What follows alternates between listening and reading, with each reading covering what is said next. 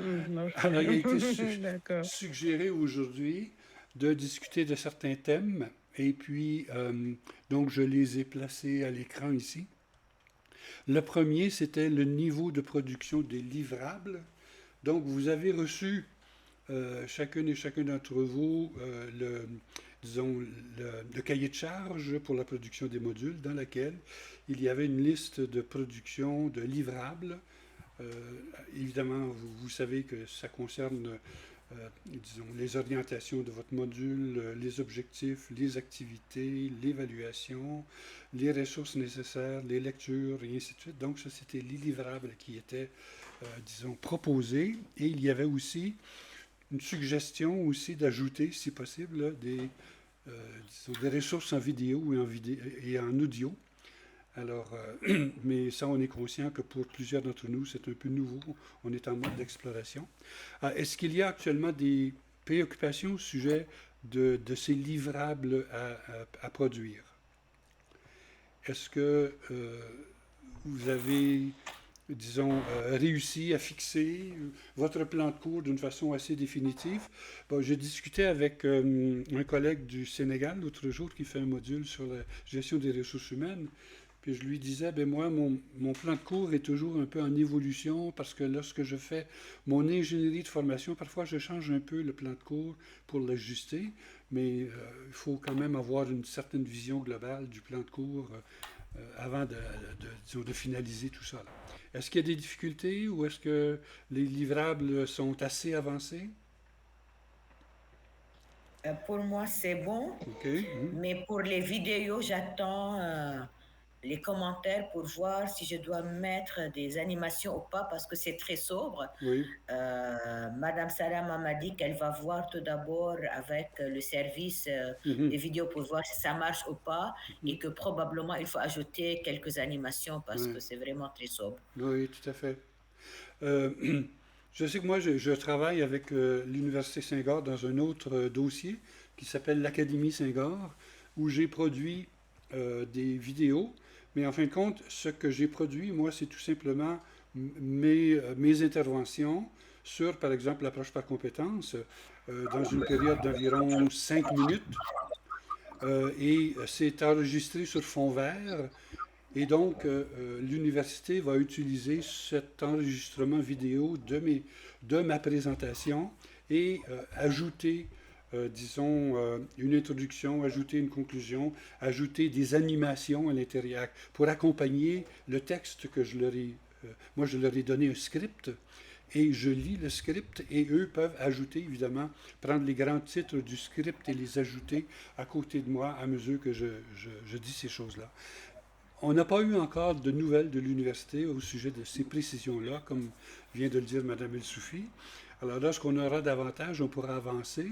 Là, on est surtout, je pense, en mode d'exploration des outils qu'on pourrait utiliser pour faire cela. Personnellement, moi, j'utilise PowerPoint jusqu'à maintenant pour produire des vidéos, à la fois avec l'enregistrement de PowerPoint, mais parfois avec d'autres moyens aussi.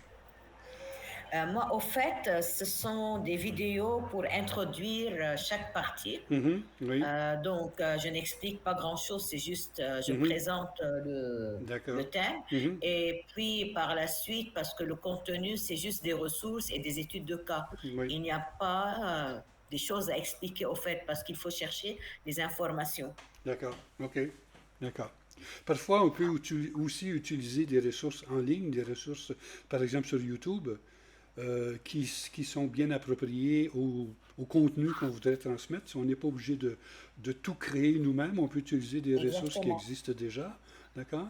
Mais parfois, on sent le besoin. Enfin, par exemple, moi, je travaille dans un des modules, c'est sur l'approche systémique en gestion des systèmes éducatifs en Afrique. Et il n'y a presque pas de ressources disponibles, par exemple, sur YouTube. Donc, je suis un peu obligé de créer plusieurs des ressources parce qu'elles ne sont pas là. Mais pour autre chose, par exemple, justement, pour l'utilisation des nouvelles technologies, il y a certainement beaucoup de ressources en ligne que vous pouvez utiliser directement pour supporter votre module. Dans les autres modules, je ne sais pas jusqu'à quel point vous avez accès à ces ressources-là. Alors, mais au point de vue, mettons, de l'ingénierie de formation, au point de vue de la production de votre plan de cours, est-ce qu'il y a des difficultés qui ont été rencontrées, que vous rencontrez, ou est-ce que la démarche est assez précise pour qu'on soit capable de s'entendre sur une certaine structure?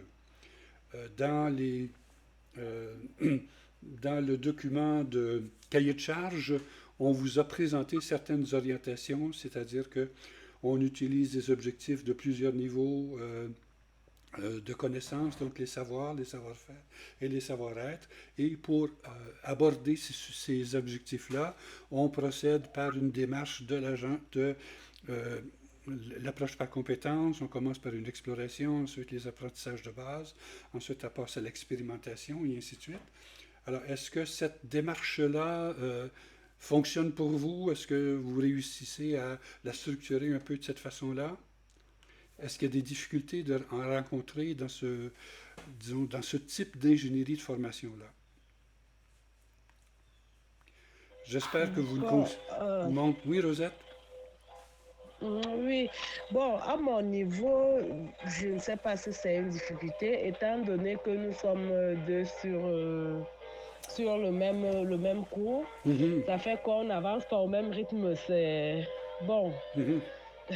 Oui, c'est ça. Ça nous avance, oui, parce que là, parfois, bon, on avance pas au même rythme, on n'a pas Mhm.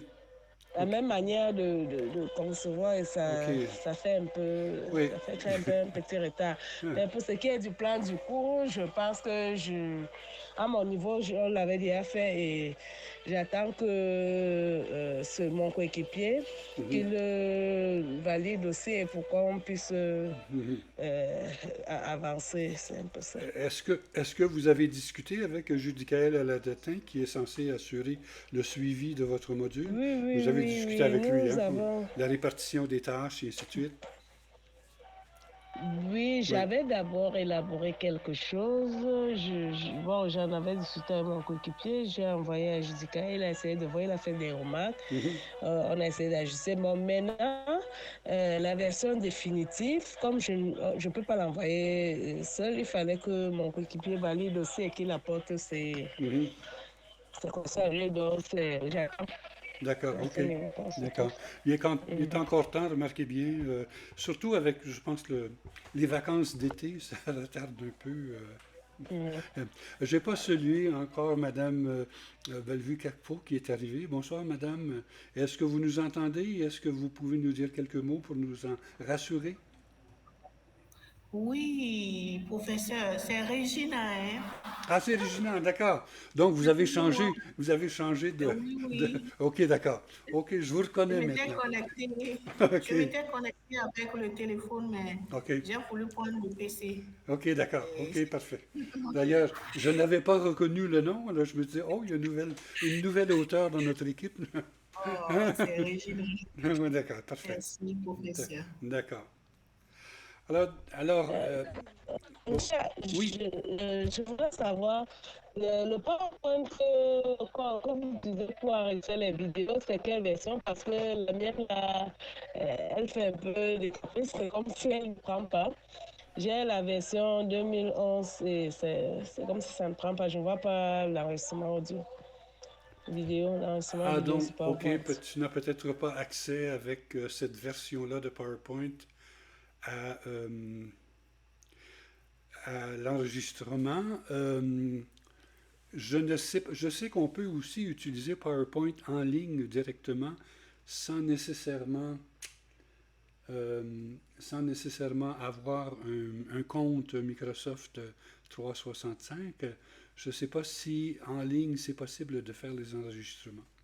Sinon, si c'est impossible avec PowerPoint, euh, ça c'est possible peut-être de le faire avec le logiciel qu'on vous a suggéré, là, celui qui appartient à Microsoft, j'oublie le nom pour le moment, euh, qu'on peut directement enregistrer sur Windows. J'oublie le nom du logiciel qu'on vous a proposé pour l'enregistrement. Là. Quelqu'un peut me le rappeler, est-ce que vous vous souvenez? Euh, attendez, c'est... Ah oui, C'est pâle. Clipchamp. Clipchamp. Clipchamp. OK. Alors, donc, avec Clipchamp, Rosette, si tu es sur Microsoft Office, si tu as un compte Microsoft Office, tu peux télécharger Clipchamp sur ton ordinateur ou bien tu peux travailler directement sur Internet avec Clipchamp en allant sur le site de Clipchamp et tu peux enregistrer ton écran avec ou sans ta caméra. Et donc, tu peux faire l'enregistrement de cette façon-là. Alors, tu peux, par exemple, présenter ton PowerPoint sur ton écran d'ordinateur.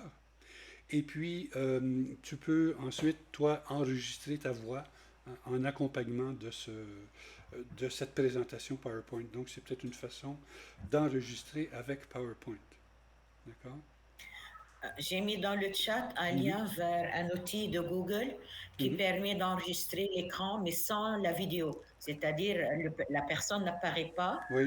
Donc, je peux ajouter le son, mais il n'y a pas d'outil encore. OK. C'est-à-dire, je ne peux pas faire zoom in, zoom out. Je ne peux rien OK. faire qu'enregistrer l'écran avec ma voix ou sans ma voix. D'accord. Et OK. c'est gratuit et c'est à gogo. OK, parfait. Alors, si on passe maintenant à ce commentaire-là. Ok, Donc, merci. vous l'avez écrit ici, on le voit dans le chat. Et, J'ai mis le lien directement. oui, c'est ça. OK, c'est parfait. Et donc, bon, je suis en train d'enregistrer la réunion en espérant que ça fonctionne bien. Et puis, je vais la publier ensuite. Donc, si vous ne prenez pas le lien maintenant, vous pouvez la prendre plus tard en cliquant sur ou en copiant le lien qu'il y a à l'écran actuellement. Merci beaucoup, Mme El-Soufi. Moi, je ne connais pas cet outil-là, donc je vais certainement aller le visiter. Merci. Merci. Moi, je vais l'expérimenter. OK, d'accord. Mais comme je te dis, enfin, moi, je trouve que ClickChamp est un outil quand même assez performant, gratuit, et puis qui permet l'édition de ce qu'on enregistre. Moi, ce que je dis, ce n'est jamais parfait. Il y a toujours des hésitations, il y a toujours des erreurs. Je dois parfois répéter certains éléments. Et puis, le désavantage avec PowerPoint, c'est qu'on ne peut pas éditer ce qu'on a enregistré directement. Mais avec Clipchamp, on peut s'enregistrer et ensuite éditer ce qu'on a enregistré. Par exemple, enlever le début, enlever la fin ou enlever des parties qui ne sont pas parfaites. Et je pense que c'est un avantage pour la production vidéo. Et je vous avoue que moi, je me sers de plus en plus d'autres logiciels d'intelligence artificielle qui permettent, par exemple, de produire de l'audio avec un texte, donc de passer du texte à l'audio avec des voix qui sont de plus en plus perfectionnées. Je pense que c'est Mme El-Soufi la semaine dernière qui nous avait donné un lien vers un service, une application qui faisait justement le texte. On peut déposer un texte et il y a une voix d'intelligence artificielle qui le raconte, le dit, et on peut ensuite l'utiliser. Alors, Mme El-Soufi nous donne encore une fois le lien vers TTS Maker. Moi, je vous avoue que je ne suis pas allé le voir encore. Je me concentre. Il y a encore un autre outil qui permet, autre que Notebook LM, Oui. qui permet de créer deux voix, un dialogue entre deux personnes, Oui. et vous pouvez choisir vous-même le texte. Alors que Notebook, vous ne pouvez pas contrôler le texte. Je vais mettre le lien tout de suite dans le chat. D'accord, OK. Je crois que c'en est un que j'ai déjà utilisé aussi, puis on peut décider, on peut même avoir un dialogue avec deux personnes, et l'intelligence artificielle reconnaît qui est le premier interlocuteur et le deuxième, et donc ça aussi, c'est un bon outil.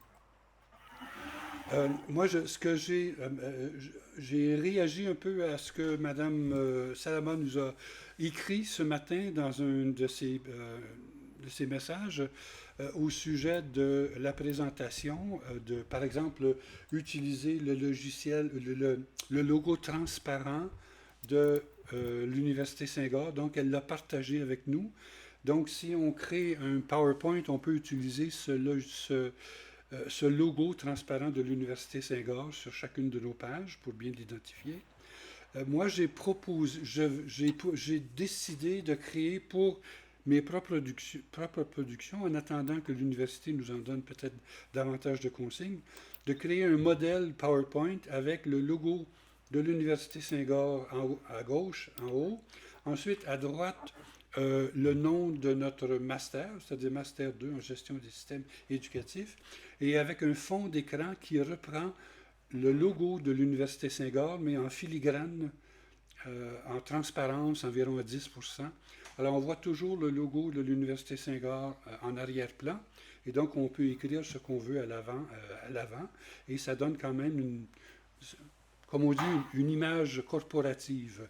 En attendant, peut-être que l'université nous en donne une, je ne sais pas s'ils en ont une, eux. On peut espérer que le service disons, d'audiovisuel de l'université va nous fournir peut-être bientôt des outils à ce sujet-là. D'accord? Est-ce que, bon, pour les thèmes qui avaient été proposés pour notre rencontre d'aujourd'hui, il y avait été question du niveau de production des livrables, des difficultés rencontrées, des solutions apportées.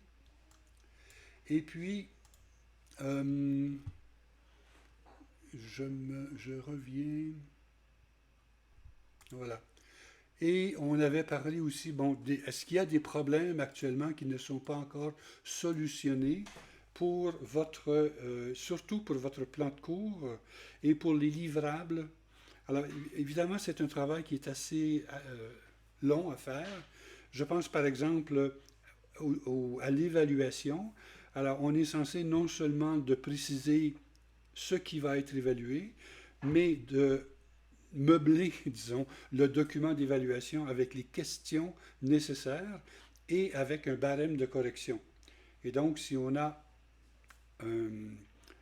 disons, une évaluation des savoirs, donc on devrait avoir des questions qui se rapportent à des savoirs, et donc ça peut être des QCM ou bien ça peut être des choses assez simples lorsqu'on évalue des savoirs, mais on devrait avoir la liste des questions avec les réponses et avec une grille de correction disant telle réponse c'est 1 point, l'autre c'est 2 points, l'autre c'est 3 points, et ainsi de suite, pour que lorsque nous allons donner toutes ces informations-là à l'université pour la mise en ligne sur Moodle, qu'ils soient capables de bien refléter l'évaluation qu'on voudra faire.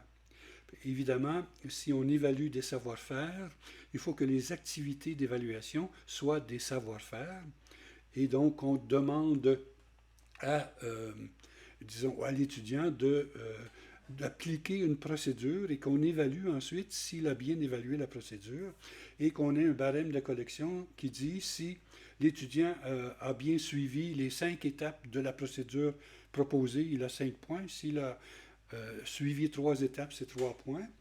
Et si on évalue des savoir-être, des attitudes, donc on doit vérifier dans les activités d'évaluation si l'étudiant a manifesté les bonnes attitudes, des bonnes attitudes, par exemple dans une simulation ou bien dans une situation réelle de gestion concernant l'activité qui est proposée. Alors, c'est aussi, je pense que l'évaluation, c'est une partie importante.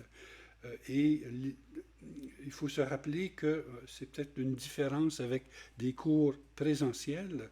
Lorsqu'on est en présence des étudiants, on est capable de dire des choses oralement, mais lorsqu'on fait les choses à distance, il faut tout écrire pour que au moins le tuteur qui va tutorer votre cours soit capable de savoir quelle était votre intention à tel moment dans l'évaluation, dans les différentes activités.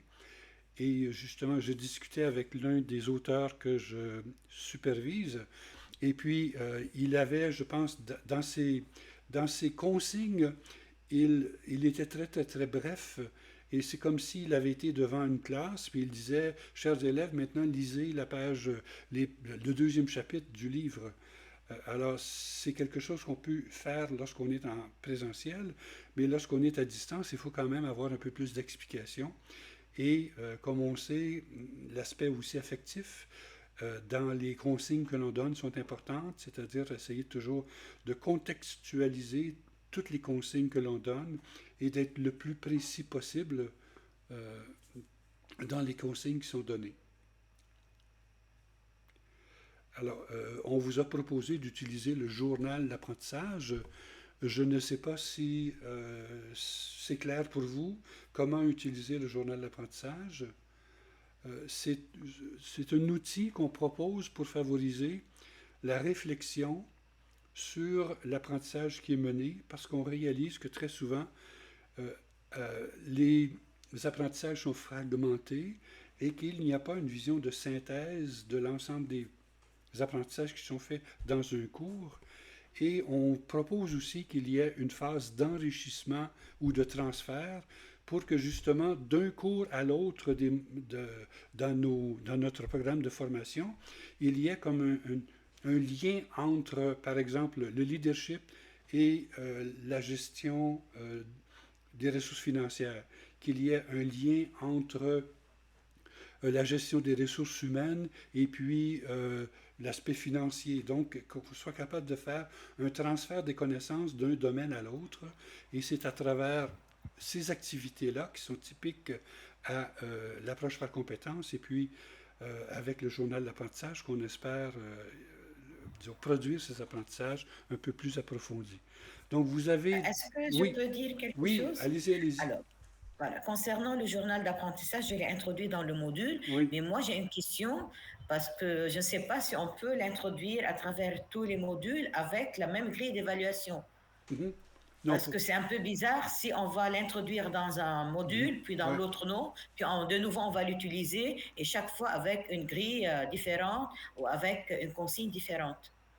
C'est-à-dire que, enfin, ce qui est proposé dans la méthode qu'on vous suggère, c'est que le journal d'apprentissage est là, disons, à chacune des étapes de l'apprentissage.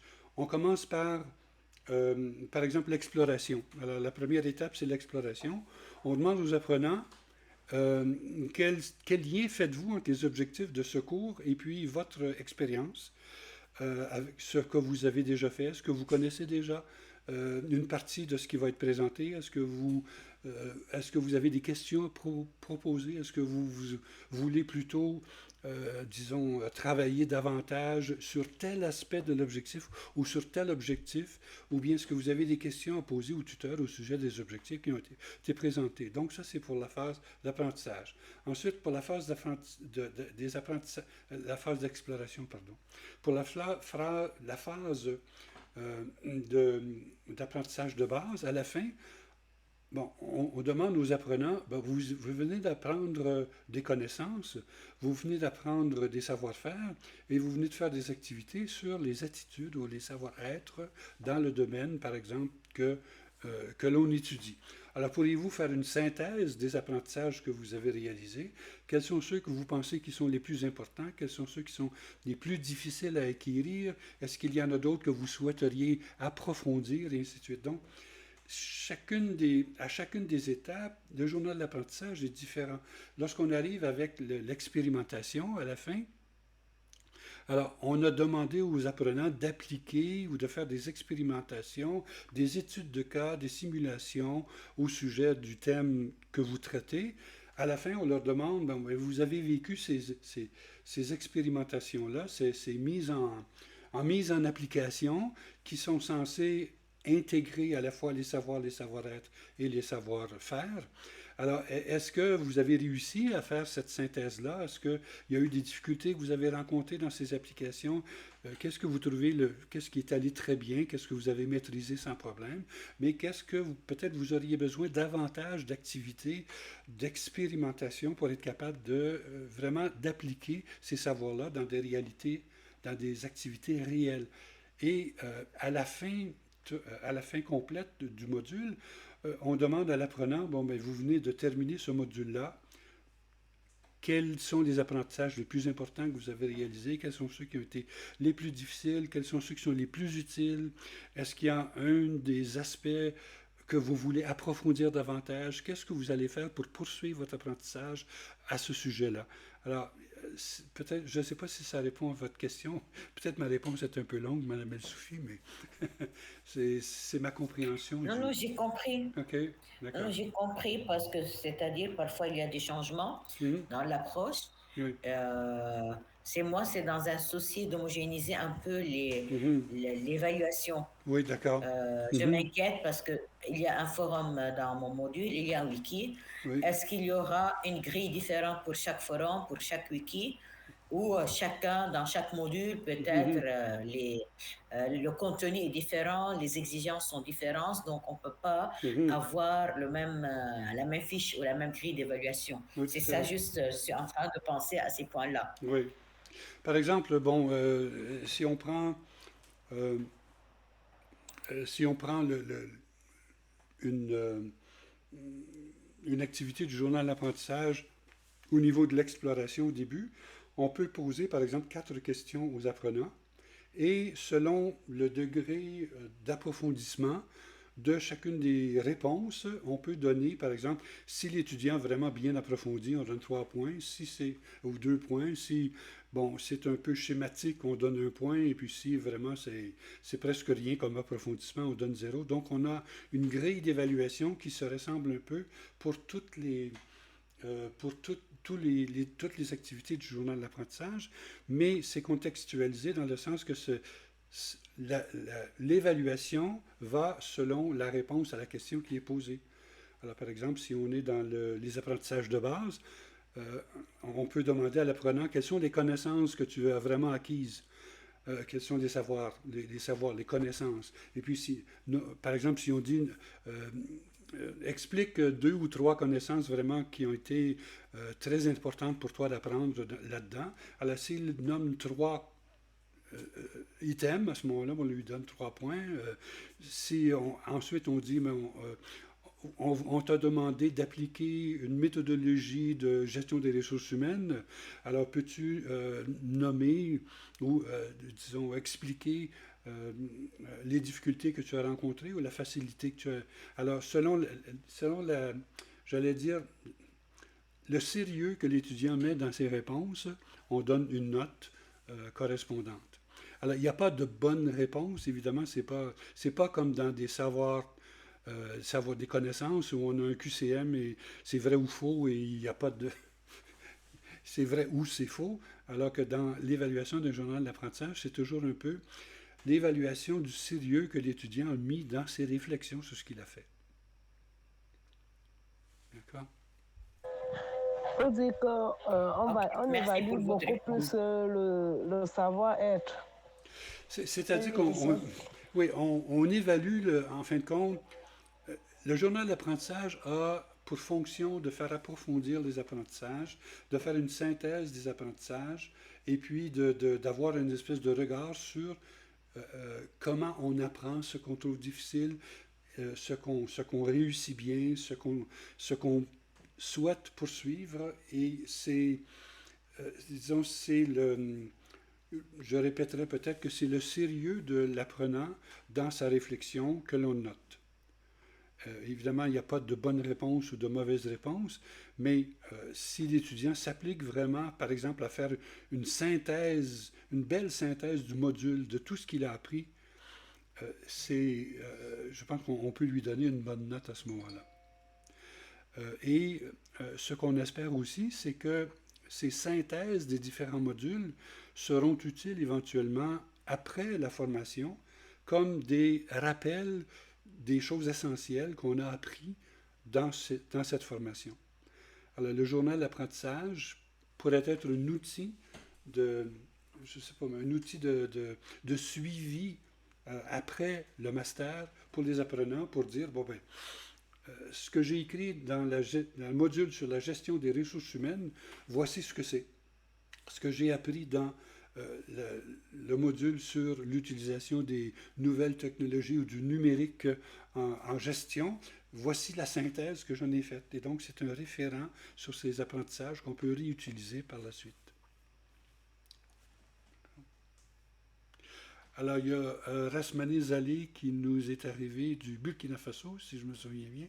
C'est bien ça, Rasmane? Alors, peux-tu activer ton micro? Alors, on n'entend pas Rasmané tout de suite. Alors, peut-être qu'il nous entend. Rasmané, si jamais tu nous entends, tu peux nous écrire un message Oui, dans le chat. Ah, OK. j'avais des problèmes pour déranger. OK. Oui, j'ai vu Oui, ça, oui, que la connexion était difficile.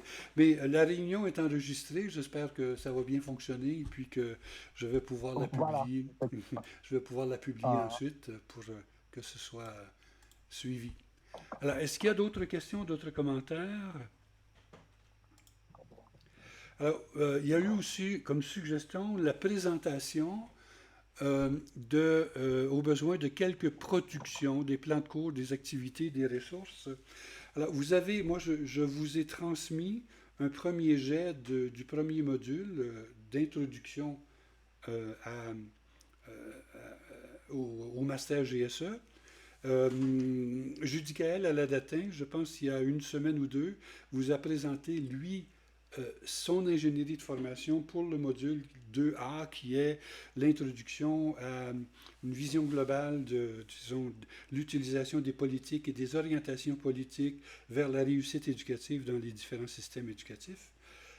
Donc, vous avez déjà eu ces deux exemples-là. Est-ce que vous souhaitez partager votre propre euh, plan de cours pour qu'on y jette un coup d'œil? Si vous le souhaitez, ce serait possible. On peut toujours s'aider les uns les autres. Si vous voulez, je peux partager, j'ai pas de Oui, problème. d'accord. Mhm. Alors, je pense que dans cette réunion, tout le monde peut partager, hein, je crois. Alors, moi, je vais arrêter ma présentation, évidemment.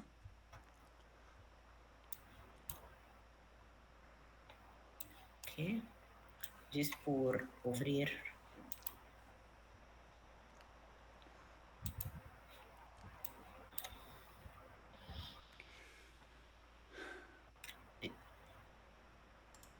Ok. Vous voulez que je partage, S'il vous plaît, oui. que je le présente? Oui, oui. D'accord. Euh, ok, le plan de cours ou les activités, ou les Euh, deux.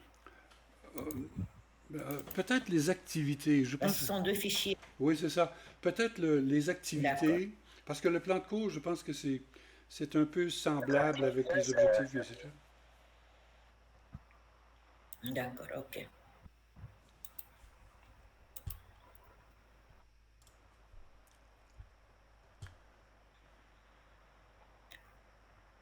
Alors, c'est activité, voilà.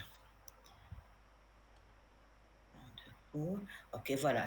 Moi, je suis avec le UA5C, Mhm. pilotage de l'innovation pédagogique, usage du numérique et de l'intelligence artificielle en enseignement. Donc, j'ai commencé par les objectifs généraux du cours. Est-ce que je lis ou c'est juste je fais défiler? Ben, peut-être, oui, peut-être présenter les objectifs et ensuite peut-être présenter surtout votre plan d'activité pour qu'on voit comment vous avez D'accord. réalisé le lien entre les objectifs et puis les activités. Voilà, donc pour les objectifs généraux, c'est acquérir une compréhension approfondie des concepts clés liés aux technologies éducatives à l'intelligence artificielle, identifier les implications éthiques, juridiques et organisationnelles de l'usage du numérique et de l'IA en milieu scolaire, et développer des compétences de pilotage stratégique pour une intégration efficace et éthique des technologies dans les établissements scolaires.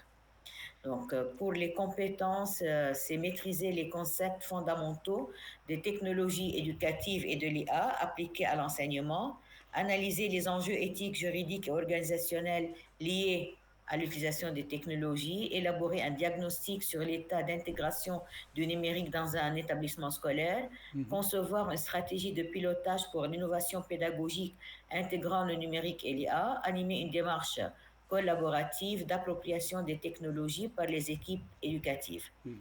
Donc, moi, mon module, c'est formé de 3 semaines, 3 sous-thèmes. Mhm. Donc, pour le journal d'apprentissage, il y a 3 entrées, une entrée par semaine. Et chaque fois, c'était une question. Donc, que retenez-vous de vos lectures et des discussions menées dans le forum? Quels points de vue, arguments, exemples vous ont particulièrement interpellé, fait évoluer votre pensée ou conforté dans vos positions? Quelles nouvelles informations ou perspectives avez-vous découvertes grâce aux lectures et aux discussions? Quels arguments avez-vous trouvé? Donc ça, c'est des questions comme pour les guider Mhm. vers la réponse. Ils ne sont pas obligés de répondre à toutes ces Mhm. questions-là. Mhm. Donc, et mis comme note, votre journal d'apprentissage doit être une réflexion personnelle et critique basée sur vos expériences et les discussions tenues lors des forums. N'hésitez pas à inclure des exemples concrets et à poser des questions pour approfondir votre compréhension des sujets abordés. Et puis, j'ai mis ici une grille d'auto-évaluation Mhm. pour guider un peu encore les étudiants pour qu'ils puissent voir s'ils ont vraiment, j'ai exprimé par exemple mon point de vue personnel de manière claire et réfléchie, j'ai montré que ma pensée a évolué ou s'est enrichie grâce aux lectures, aux discussions. Et chaque fois, ils vont dire oui, partiellement, pas encore. Ils vont ajouter des commentaires pour qu'ils puissent améliorer leur travail. Mhm. Et là, c'est la grille d'évaluation du journal de bord, mais j'ai pas mis de notes au fait. OK. Mhm. Euh, Maintenant, pour le thème 1, donc chaque fois, il y a 3 activités individuelles. D'habitude, en général, c'est Mhm. individuel, puis collaboratif et collaboratif. Donc là, c'est identifier les concepts clés des technologies éducatives et de l'intelligence artificielle, et puis explorer les principaux outils numériques et leur potentiel pédagogique. Donc, j'ai mis des lectures guidées qui traitent un peu de l'intégration des outils. L'activité 1, qui est un travail individuel, c'est un forum qui concerne les usages de l'IA dans vos établissements. Donc, ils vont décrire les outils qu'ils utilisent déjà ou qu'ils connaissent, comme par exemple des outils pour les plateformes adaptatives, les assistants d'écriture, outils de traduction, l'IA générative, ce qu'ils ont, de partager leur expérience et leurs réflexions sur les usages actuels ou potentiels de l'intelligence artificielle dans leur établissement, et puis de préciser 3 finalités pédagogiques ou administratives de ces usages, 3 bénéfices constatés ou attendus, 3 limites, résistances ou enjeux éthiques identifiés, puis de donner leur point de vue sur le potentiel de ces technologies, et une fois qu'ils terminent leur message, de répondre au moins, de répondre aux membres de leur équipe. Donc, je suppose qu'ils vont être regroupés par 2 ou 3, donc ils vont répondre aux autres. Suite à ce travail où ils vont présenter ce qu'ils font avec les outils, là, je les oriente vers un répertoire d'outils sur les IA. Il y a plusieurs ici. Et là, ils vont choisir 2 outils de 2 catégories différentes. Par exemple, un outil assistant, un autre outil génératif ou un outil qui va créer des quiz, etc. Et puis, ils vont faire une grille d'évaluation de cet outil-là. Donc, et j'ai donné un modèle assez élaboré, donc ils peuvent s'inspirer de ce modèle de grille. Et puis, ils vont déposer la fiche sur le forum et puis ils vont commenter le travail des coéquipiers. Et en troisième temps, c'est un travail collaboratif. Donc, sur le forum, ils vont engager une discussion approfondie sur les questions suivantes en s'appuyant sur les 4 articles fournis plus haut. D'accord? Donc, ils vont partager leurs réflexions, les analyses, opinions, tout en intégrant des éléments tirés des lectures proposées. Donc, n'hésitez pas à porter des exemples concrets, à poser des questions supplémentaires et à répondre aux contributions de vos coéquipiers pour enrichir le débat. Donc, les questions, il y a 2. Comment l'IA peut-elle améliorer les systèmes éducatifs et quelles sont les limites de son utilisation dans ce domaine? Et quelles compétences doivent être développées pour préparer les étudiants à un monde où l'IA joue un rôle croissant? Et puis, il y a la grille. Et là, j'ai posé la question s'il faut avoir une grille d'évaluation pour chaque activité ou adopter une seule grille pour toute la formation ou pour tout le module. Donc, je ne sais pas. Donc, j'ai mis Mhm. ça pour l'instant et encore. Non, là, j'ai mis des notes. OK. Mhm. Deuxième thème, c'est l'éthique et la protection des données liées aux technologies à l'IA. Donc, identifier les risques et limites de l'IA en éducation, comprendre les cadres juridiques, comme par exemple le règlement général de protection de données et droit à l'image, et promouvoir un usage responsable et équitable. Encore, il y a des lectures recommandées. J'ai essayé autant que possible que les lectures recommandées soient des associations ou d'organismes internationaux au niveau national, au niveau de la France ou du Canada. Première activité, travail individuel. J'ai proposé plusieurs études de cas et il faut les étudier. Les études de cas se trouvent plus bas. Donc, je pense que j'ai mis 12. Ils doivent faire une étude de cas, choisir 2 études de cas, chaque personne. 2 études de cas, et évidemment, dans le groupe, on ne peut pas choisir le même cas. Donc, il faut varier les études de cas et on va les étudier. Et puis, on va essayer d'identifier dans ces études de cas les enjeux, les risques et les limites associés à l'utilisation de l'IA dans le contexte éducatif présenté. Il faut réfléchir aux implications éthiques et juridiques et puis proposer des solutions ou des recommandations. Donc, c'est la première activité. Et là, j'ai posé une question dans l'étude de cas parce que pour chaque étude, j'ai mis des objectifs.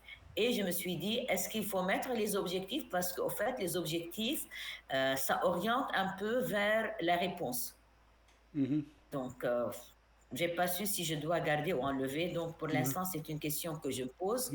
Et puis, donc, là, la première partie, chacun va faire les études de cas.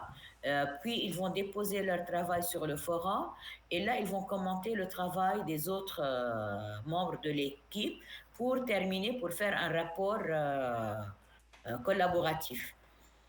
Donc, pour identifier les thèmes communs et les différences dans les analyses. Et une fois qu'on a terminé les commentaires, on fera le rapport sur le wiki. Avec une introduction présentant brièvement les études de cas de l'équipe, une analyse des enjeux, risques et limites, une discussion sur les implications éthiques et juridiques et les recommandations des membres de l'équipe pour un usage responsable et équitable de l'IA. Donc, une liste de bonnes pratiques basée sur les discussions du forum sous forme d'une charte éthique de l'IA. Et il faut citer toutes les sources utilisées pour appuyer l'analyse et le rapport fait. Et là, j'ai mis à peu près 12 études de cas. Je pense que c'est 12, non, c'est 10 études de cas. Donc, le troisième thème, c'est enjeux, défis et stratégies d'intégration des technologies, diagnostiquer les freins et leviers de l'intégration du numérique, identifier les besoins de formation et les conditions de réussite et construire une démarche stratégique d'innovation pédagogique. Lecture proposée, donc encore, j'ai choisi, comme j'ai dit, des références plutôt institutionnelles. Il y a l'UNESCO, il y a le Nouveau-Brunswick au Canada, et puis il y a le ministère de l'Éducation nationale et de la jeunesse. Donc là, l'activité, ça concerne de créer un plan d'action stratégique. Donc, on commence par un travail individuel. Vous êtes chargé d'élaborer un plan d'action stratégique visant à intégrer de manière efficace et éthique les technologies éducatives et l'intelligence artificielle dans votre établissement scolaire. Donc, ce plan s'adresse à 3 publics cibles, l'administration, les enseignants, les apprenants. Votre mission consiste à analyser les forces-faiblesses en matière de numérique dans son propre établissement, ça doit être dans votre propre établissement, identifier les compétences à développer pour chacun de ces groupes, par exemple la culture numérique, l'usage des outils d'IA, esprit critique, etc. Définir les objectifs clairs, des actions concrètes, un calendrier de mise en œuvre et des indicateurs de suivi, proposer des modalités d'accompagnement au changement, formation, communication, ressources, tenir compte des enjeux éthiques, juridiques, organisationnels liés à cette transformation. C'est-à-dire tout ce qu'ils ont fait dans le thème 1 et 2, plus ou moins, on va le retrouver ici sous forme d'un plan d'action. Et puis, deuxième étape, c'est le travail collaboratif. Chaque membre du groupe va déposer son plan d'action sur le forum. Ils vont commenter les uns et les autres. Ils vont enrichir les propositions pour qu'ils puissent mettre en lumière les idées clés, les convergences, les priorités communes et les pistes d'action transversales. Et puis, sur le wiki, ils vont rédiger un plan d'action stratégique commun. Ils vont se mettre d'accord donc sur le contenu. Et puis, il doit y avoir l'objectif du plan, les compétences visées au niveau de l'administration, des enseignants, des apprenants, les actions prioritaires à mettre en place, les modalités d'accompagnement et les méthodes de suivi et d'évaluation. Donc, je n'ai pas mis d'évaluation pour toutes les activités parce que j'ai posé la question au début. Je ne sais pas si quand même j'élabore les grilles d'évaluation et par la suite, on verra si on les utilise ou pas. D'accord. Voilà, c'était le module. OK, mais superbe, hein? Enfin, moi, j'ai le goût de suivre ce cours-là. Je pense que vous avez fait un travail très intéressant. Mais peut-être, c'est ça. Est-ce que vous avez prévu une évaluation sommative à la fin? Ou est-ce que c'est, en fin de compte, le plan d'action que vous considérez comme justement une synthèse des apprentissages? Au fait, c'est toutes les activités seront notées. OK. Les activités individuelles, les activités collaboratives et je pense que c'est là, dans le deuxième, voilà, là. Voilà, donc le journal d'apprentissage, donc il va être évalué à 15%. Le travail individuel, c'est à 30%. Le premier travail collaboratif, 20%, parce que le premier travail collaboratif, c'est juste des commentaires et des discussions. Le gros du travail, ça va être dans le deuxième travail collaboratif, donc j'ai mis 25.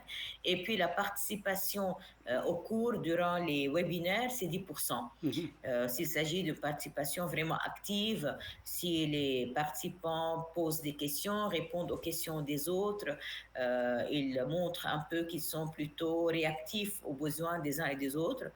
Donc, c'est comme ça que j'ai élaboré. Donc, ce sont vraiment les activités qui sont notées. Il n'y a pas de questionnaire. Mais je peux mettre un questionnaire si vous jugez que c'est important. Mais comme il n'y a pas un contenu précis, ce sont des articles à lire et à dégager des informations. Donc, j'ai senti que le questionnaire n'a pas vraiment d'importance. D'accord, oui. Mais ça dépend encore de vous de voir si c'est C'est-à-dire que intéressant ou pas. moi, ce que j'ai perçu, c'est que votre dernière activité, c'est un peu une activité synthèse du, de, de Oui, tout le reste. Et les deux donc, premiers. d'accord, donc c'est un peu, ça fait office un peu d'évaluation sommative. Si ils réussissent à rédiger un travail avec les critères que vous proposez, avec votre grille d'évaluation, à ce moment-là, c'est un peu, c'est ça l'évaluation sommative de votre module, n'est-ce pas? D'accord. Vous voulez que je fais pour chaque thème des évaluations différentes, c'est-à-dire la répartition des notes? Parce que là, comme je l'ai fait ici, ça prend là, par exemple, lorsque je parle de travail individuel, c'est-à-dire c'est le 1, 2, 3. Le travail individuel dans les 3. Donc, ce qui fait qu'on aura probablement 10, 10, 10. Le travail collaboratif, c'est sur les forums. Je pense qu'il y avait 3, j'ai oublié s'il y avait 3 ou 4. Donc, il faut répartir les notes. Ici encore, est-ce que vous voulez que j'ajoute un sur le projet, sur le plan stratégique à part, que je répartisse les notes autrement? À première vue, je ne pense pas que ce soit nécessaire. Maintenant, moi, je me place actuellement en termes de quelqu'un qui devrait mettre en ligne votre activité de formation. Il faudrait être capable de savoir, par exemple, l'évaluation du travail individuel, quels sont les critères qui sont utilisés pour déterminer la note. Et dans le premier travail collaboratif et dans le deuxième, il peut y avoir une grille commune, disant par exemple si D'accord, je vais donc créer des grilles pour chaque activité. Ben peut-être, il y en a plusieurs qui peuvent se ressembler. C'est comme on disait tantôt pour le journal d'apprentissage. OK, c'est en fin de compte, c'est le degré d'implication dans l'intérieur du travail qui est noté. OK, et puis si, remarquez, je ne me souviens pas quel est vraiment le contenu de votre premier travail collaboratif.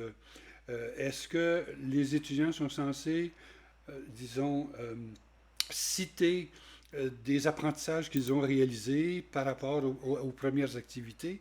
Si oui, on peut vérifier s'ils ont effectivement, par exemple, tenu compte de tel et tel et tel apprentissage qui était proposé.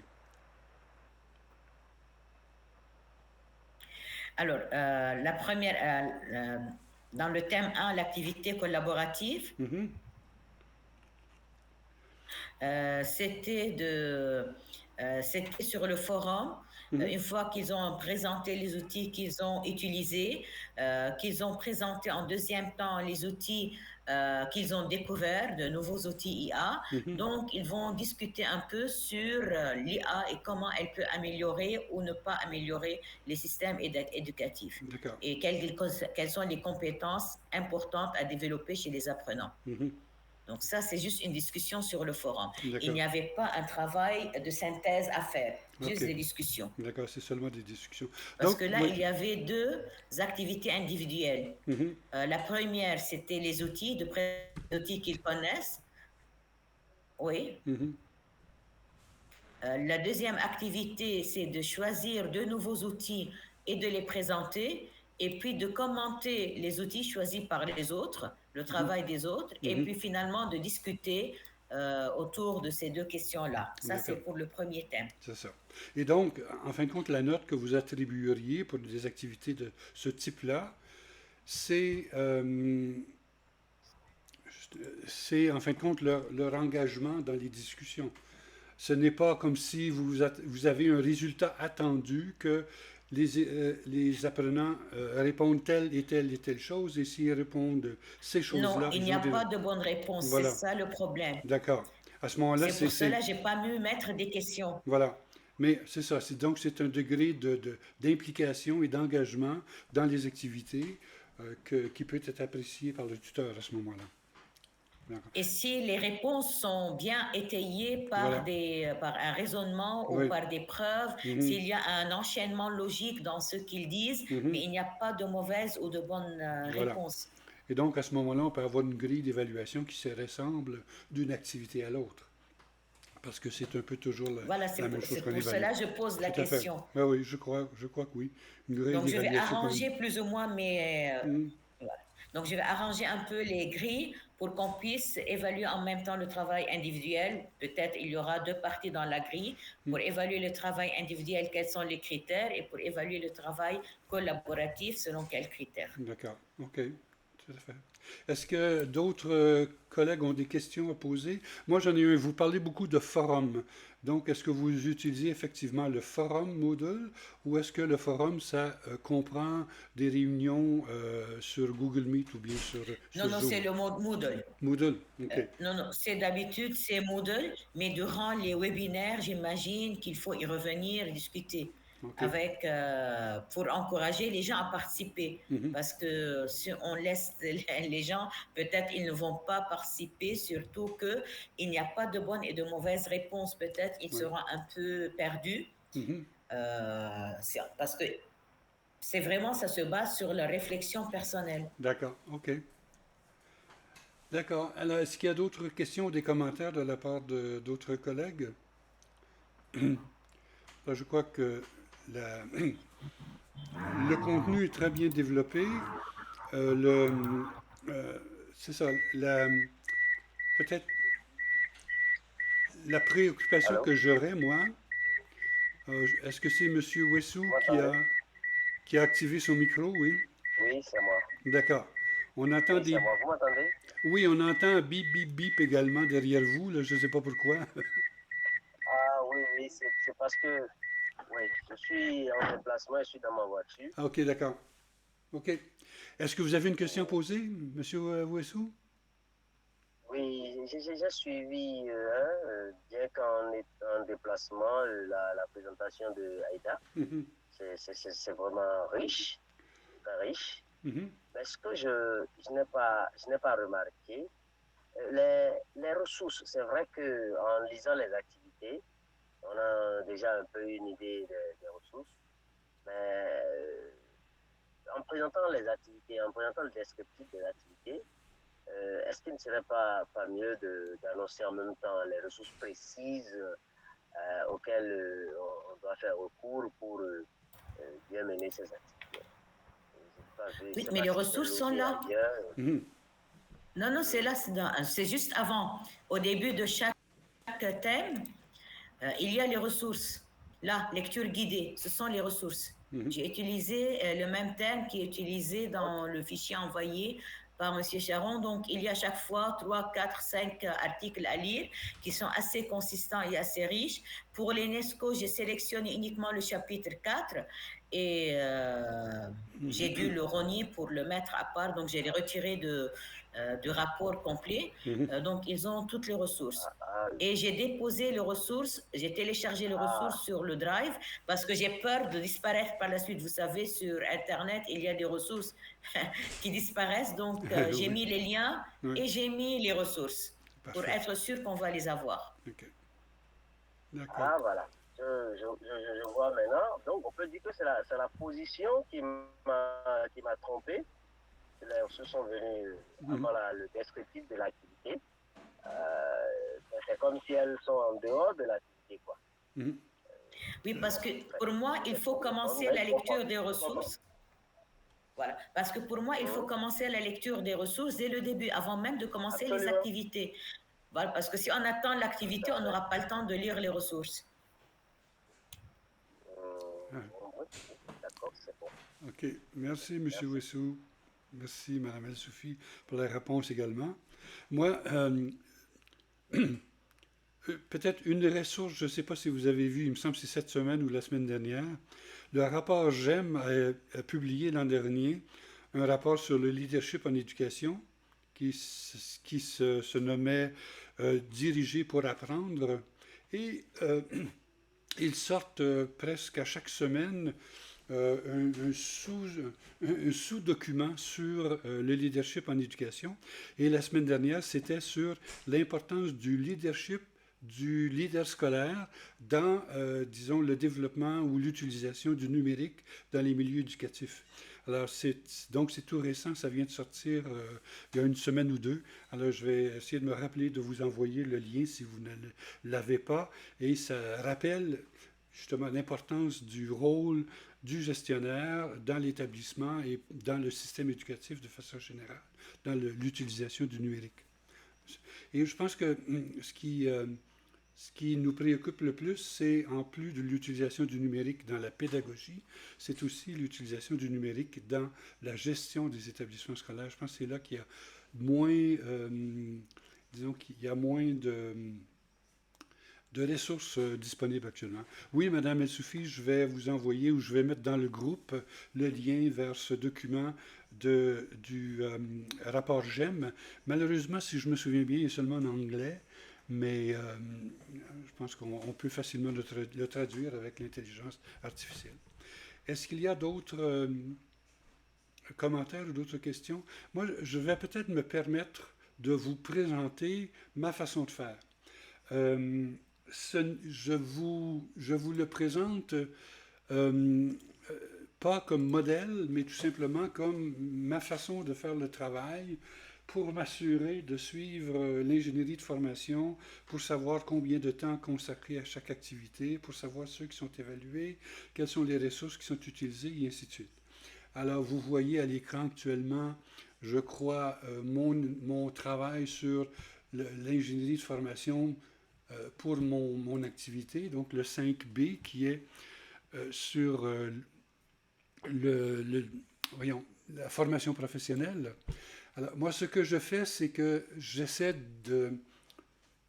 peut-être de structurer les activités en journée et, disons, selon le plan qu'on vous avait proposé au départ, c'est-à-dire qu'on précise la phase d'apprentissage où on en est. Par exemple, ici, on est dans la phase, au début, toujours l'exploration.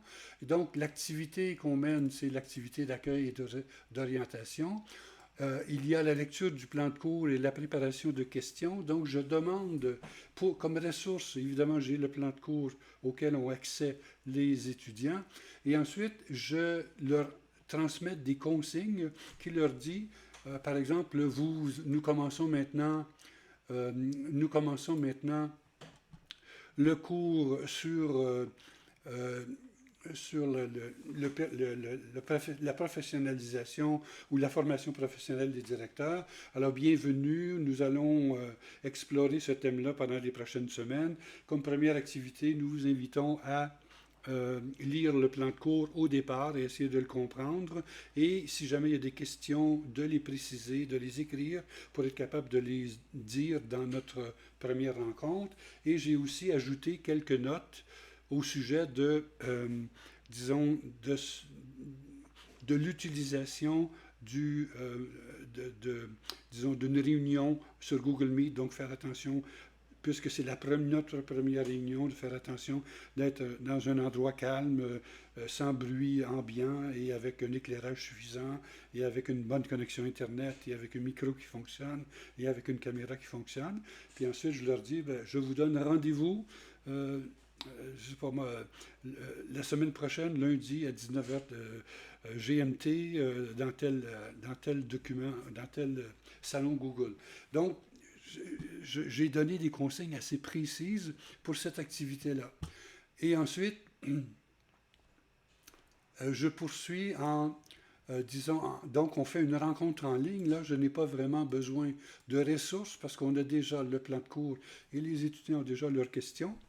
Mais je prévois une durée de 60 minutes pour cette activité-là. Ensuite, à la fin de cette phase, il y a dans le jour d'apprentissage les étudiants qui doivent faire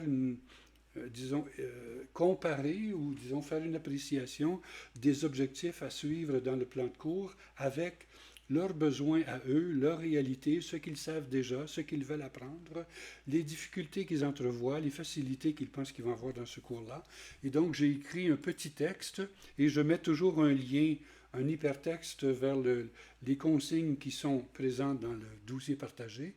Et si on clique sur ce lien-là, on a les consignes que je donne en disant, vous devez maintenant nous faire une réflexion sur vos besoins, votre réalité, vos compétences déjà acquises, celles que vous voulez acquérir. Avez-vous des questions à poser pour la prochaine rencontre avec le tuteur? Donc, chacune des activités est accompagnée pour moi par un document d'appui, par une ressource. Alors, on commence ensuite à travailler, par exemple, sur les apprentissages de base.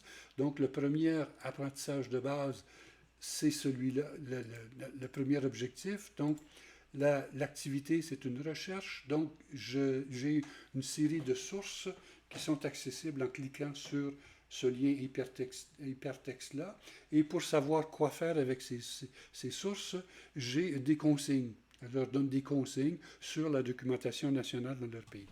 Et j'ai toujours une estimation du temps prévu, ce qui me donne à la fin de ma première semaine une dizaine d'heures de cours avec environ 2 heures par jour de travail. C'est ma façon d'organiser mon ingénierie de formation. Ce n'est pas la seule façon et ce n'est certainement pas la meilleure façon de le faire, mais en fin de compte, ça m'assure que je suis en train de suivre, disons, les orientations qu'on s'est données pour notre activité, de nos activités, notre programme de formation. Je ne sais pas si vous avez des commentaires ou des questions sur ces activités-là. Ce que je pourrais faire, ce serait même partager mon ingénierie de formation, qui n'est pas finalisée, mais qui est quand même assez avancée.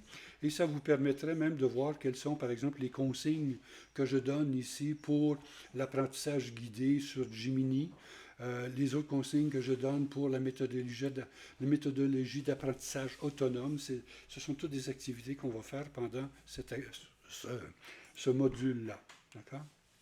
Alors voilà une méthodologie d'ingénierie de formation disons, qui peut vous servir de référence si jamais ça peut vous être utile. Là, je vais arrêter la présentation.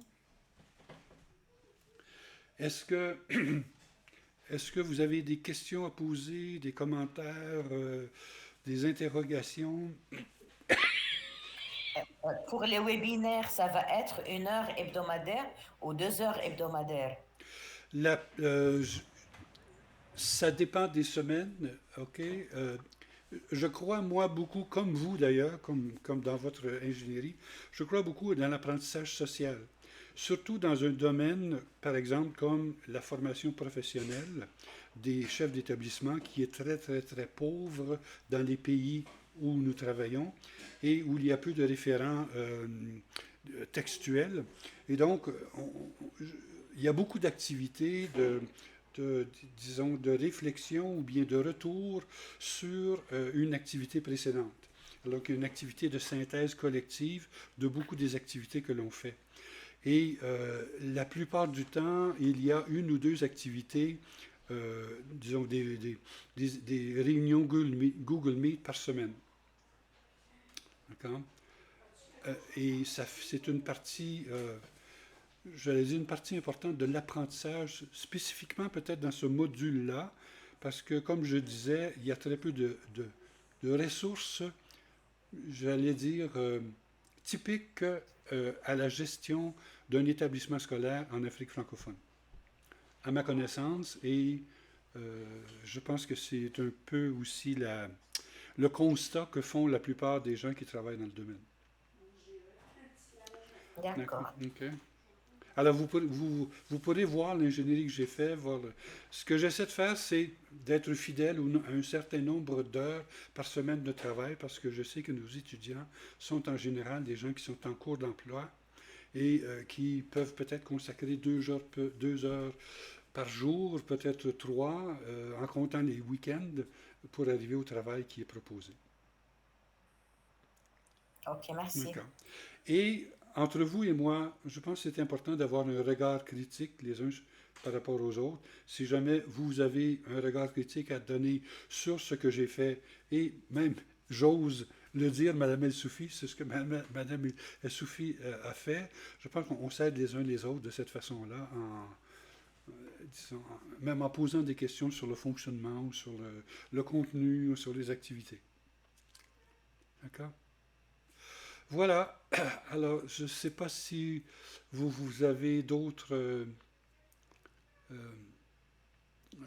commentaires. Moi, je pense qu'on en arrive à un point où on a besoin un peu maintenant de l'accompagnement de l'université pour nous donner des balises, par exemple, comme quelqu'un avait posé comme question. Est-ce qu'il y a des modèles à utiliser pour l'élaboration de nos ressources visuelles? Alors, est-ce qu'il y a des modèles qu'on peut nous donner pour produire nos ressources? Alors, je pense que l'université va, j'espère, nous donner quelques indications sur ce sujet-là. Entre-temps, nous, on explore les différents outils qui nous sont accessibles.